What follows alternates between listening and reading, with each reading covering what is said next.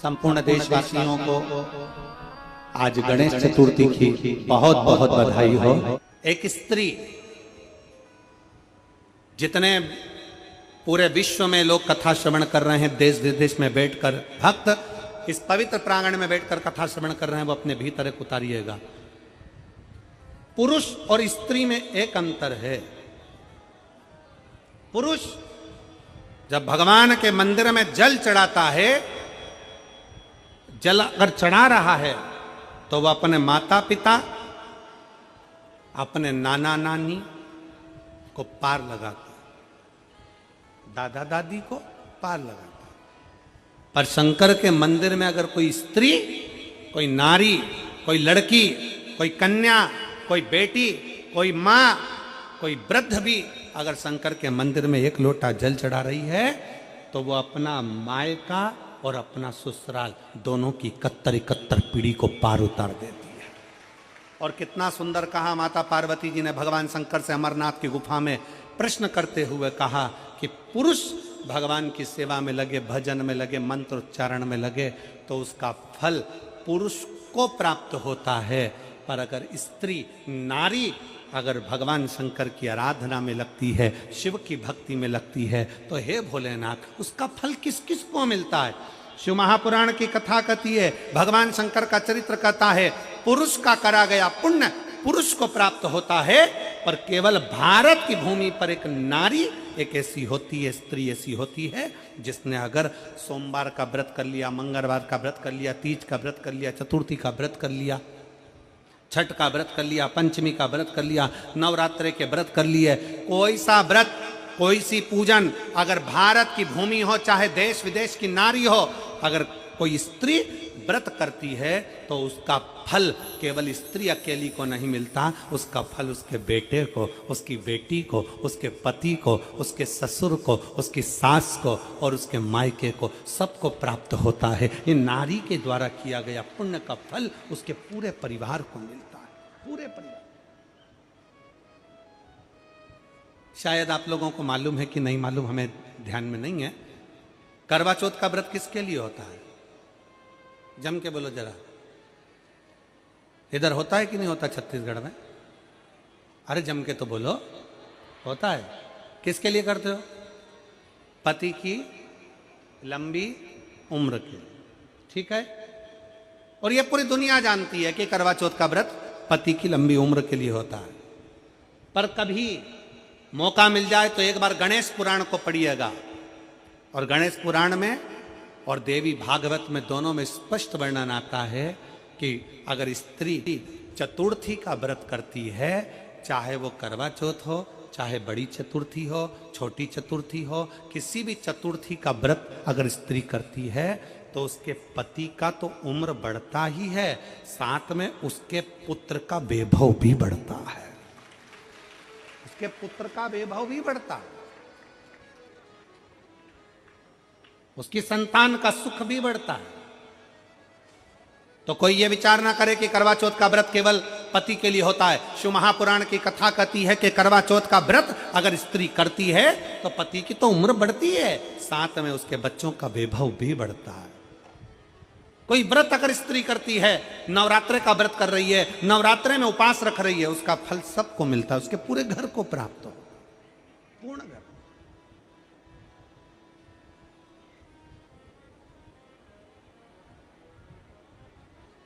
शिव तत्व, शंकर की अविरल भक्ति, शिव की उपासना।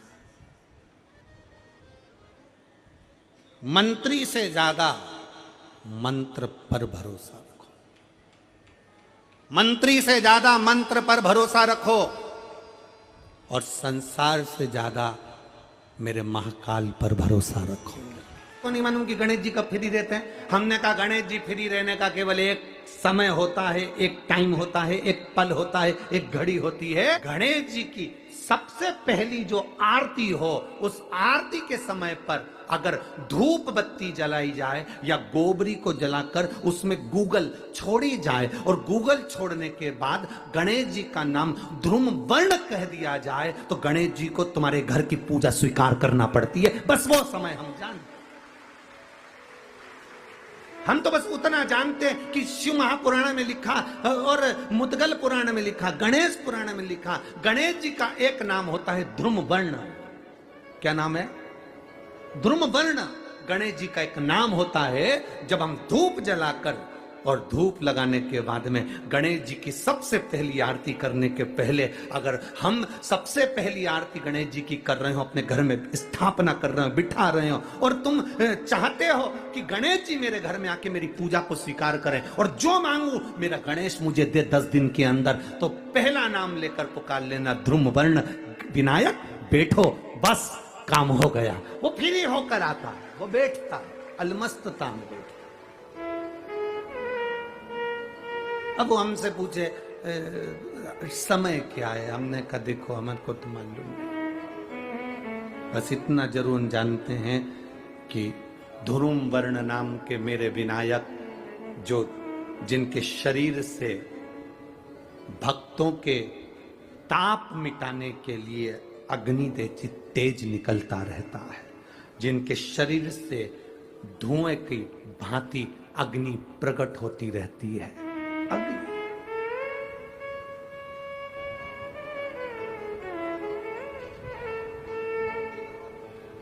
हम तो उनको पहचानते हैं जो दुनिया के ताप मिटाने के लिए प्रगटा। उनके शरीर से अग्नि धुआं तेज पुंज प्रकट हुआ। वो ध्रुम वर्ण विनायक साधारण, उसका केवल नाम उच्चारण कर कर भी अगर विराजित किया जाए, वो आया स्वीकार करेगा। 10 आप अभी तक बिठा लेते थे सिद्धि विनायक आओ, मयूरेश्वर आओ, भगवान को बल्लेश्वर पधारो, आपने बुलाया, आया वो, बैठा वो, ऐसा नहीं कि नहीं बैठा, पर हमें समय का भान नहीं हो पाया। हम किस समय पर भगवान को रिझाएं? परमात्मा को रिझाने का कोई समय होता है? भगवान को तो जब तुम्हारी मर्जी पड़ जाए, जब तुम्हारा दिल कर जाए, तब मेरे भगवान को रिझाने का प्रयास करो, वो तुम्हारे करीब में आकर बैठ जाएगा। जब तुम्हारा मन पड़े, जब तुम्हारी मर्जी पड़े।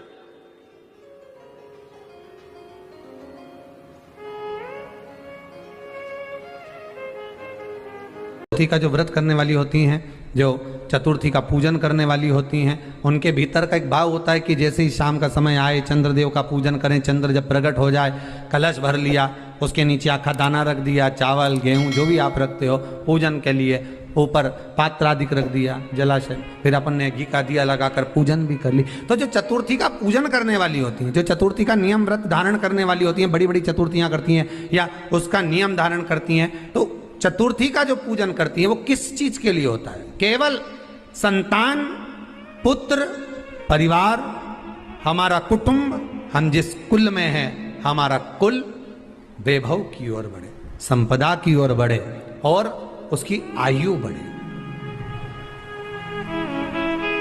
उसकी आयु बढ़े, वैभव बढ़े।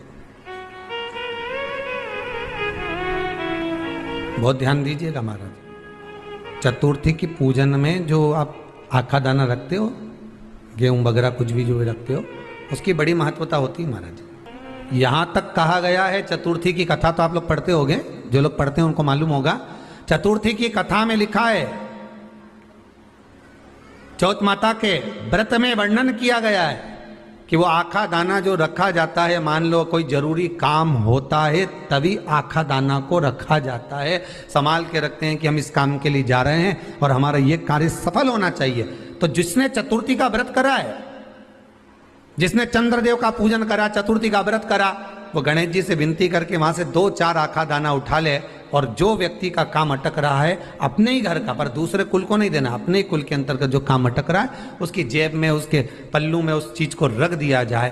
तो चतुर्थी जो अगली आती है, जैसे आप महीने की करते हो तो महीने की, और आप जैसे करते हो कि 4 अलग बड़ी बड़ी चतुर्थी करते हो, तो उसके अनुसार आपका कार्य सिद्ध होता ही है। उस आखे दाने का इतना महत्व होता है क्योंकि चतुर्थी का व्रत करने वाली माता जब व्रत करती है तो स्वयं चतुर्थी की कथा में लिखा हुआ है कि पार्वती जी गणेश जी से चतुर्थी की कथा बचवाती।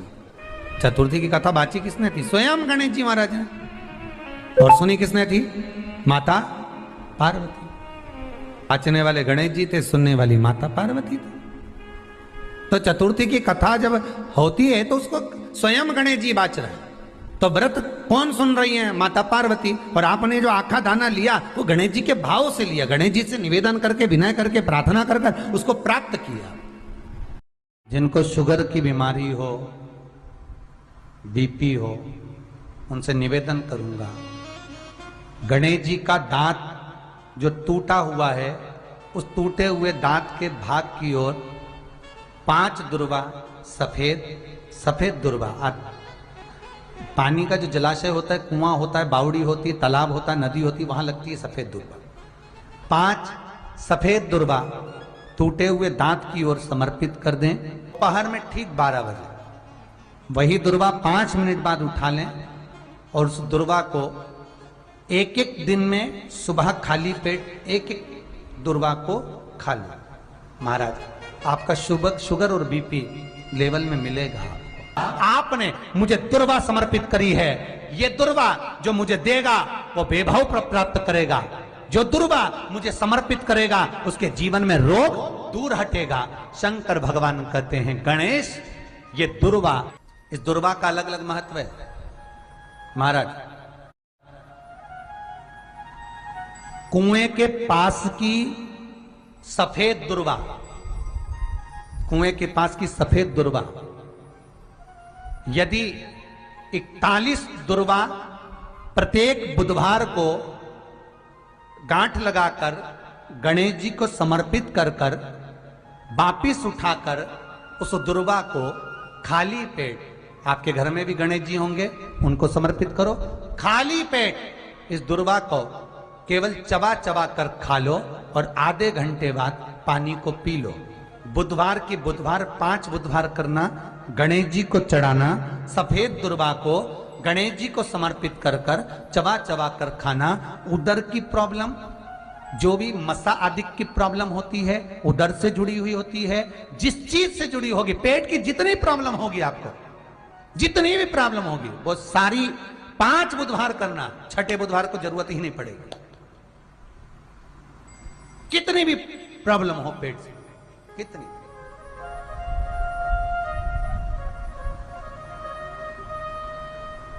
पेट से जुड़ी हुई प्रॉब्लम जितनी भी होगी समाप्त। यही दुर्वा, पेट की तकलीफ रहती है, श्वास की तकलीफ रहती है, उसके लिए दुर्वा का भी व्याख्यान इसमें किया गया। यदि चतुर्थी के दिन 7 गांठ वाली दुर्वा 21 ले लो और चतुर्थी के दिन गणेश जी को समर्पित कर दो। पंचमी तिथि को उस दुर्वा को उठाकर दूध में डाल दो और उस दुर्वा को दूध में डालकर उस दूध में उस दुर्वा को मल लो। और जिसके सफेद चमड़ी पड़ गई हो, चर्म रोग हो गया हो, उस दूध को उस दुर्वा के साथ, दूध नहीं भी हो तो पंचमी के दिन दुर्वा का लेपन शरीर पर कर लें। आधे घंटे तक करने पर पंचमी को प्रदोष काल में स्नान कर लें। महाराज, आपको चर्म रोग में आराम लग जाएगा, सफेद चमड़ी अपने असली रंग में आना प्रारंभ हो जाएगी। गणेश पुराण दुर्वा का मूल बता। महाराज, 21 दुर्वा के 108 बंडल बना लो। अगर एग्जाम में बैठ रहे हो, सरकारी परीक्षा में बैठ रहे हो, पास नहीं हो रहे, नौकरी नहीं लग रही, बहुत जगह इंटरव्यू दे दिया, 21 दुर्वा के 108 बंडल बनाओ, उसकी माला बनाओ और देवी के मंदिर में, माता जगदम्बा के मंदिर में, अर्थात जहां शंकर पार्वती पूर्ण परिवार विराजमान हो, ऐसे देवी के मंदिर में गणेश जी के गले में वो माला अर्पण करिया है, अपना नाम बोलकर और जिस एग्जाम में बैठ रहे हैं उसका भाव वर्णन कर कर। महाराज, और वहीं से एक पुष्प लेकर अपने कमरे में जहां पढ़ते हो, कांच की प्लेट में उस फूल को रख दीजिए और दूसरे दिन एग्जाम के लिए चले जाइए। आपको उसका फल अवश्य मिलेगा, अवश्य मिलेगा। आप उसमें उत्तीर्ण होंगे, फल प्राप्त होगा। दुर्वा सुख का अनुभव करा देता, आनंद का अनुभव। घर में शांति ही ना रहती हो, सुख ही नहीं है,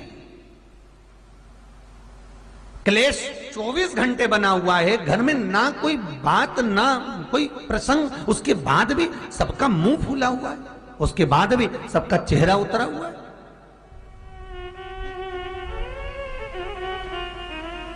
जिस घर में सुख और शांति ये दोनों चीजें नहीं हैं, वो निवेदन है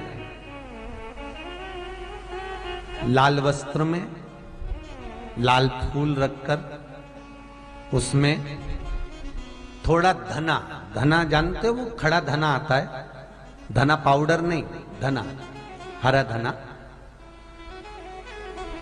और 5 गोल सुपारी,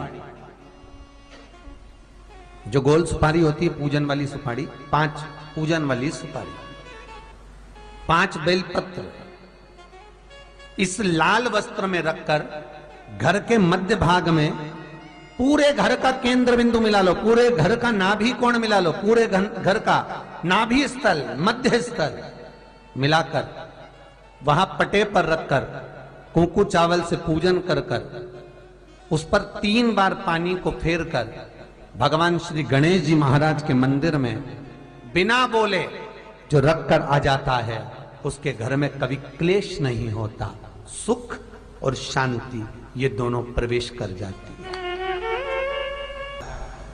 भगवान शंकर का शिवलिंग बेलपत्री के पेड़ के नीचे बनाना, साथ में गोबर के विनायक बनाना, गोबर का गणेश, और गोबर का गणेश बनाकर एक छोटी सी पिंडी जैसी माता जगदम्बा के लिए एक ढेली रख देना, गोबर की, महाराज मिट्टी या गोबर की। इन तीनों स्वरूप का पूजन आप करना बड़े प्रेम से, चंदन चंदन आदि अक्षत पुष्प समर्पित कर कच्चा दूध तीनों पर चढ़ाना, दही तीनों पर चढ़ाना, शहद तीनों पर चढ़ाना, घी तीनों पर चढ़ाना, शक्कर तीनों पर चढ़ाना।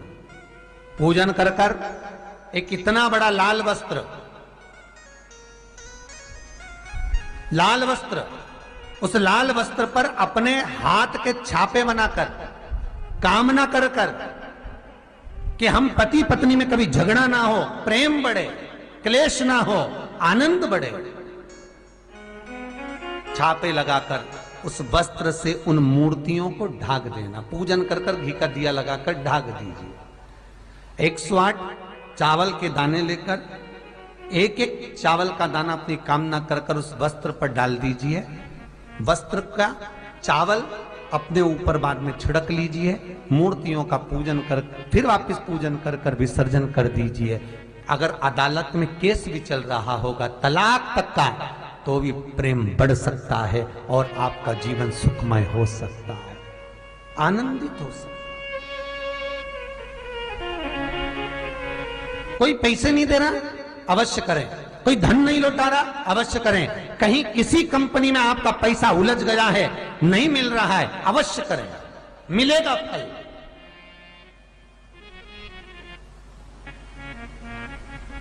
लाखों रुपए डूब रहे हैं, एक बार करने में क्या जाता है, निकल आएगा पैसा।